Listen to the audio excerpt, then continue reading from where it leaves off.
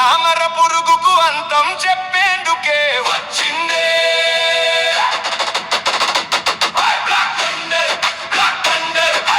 పురుగులకు గట్టి సమాధానం,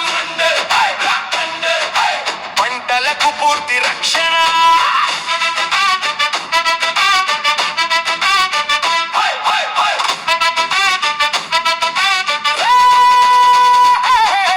రైతన్న నమ్మకమే తారాశక్తియే, పంటలను కాపాడే రక్షకుడై నిలిచిందే. ఆకులపై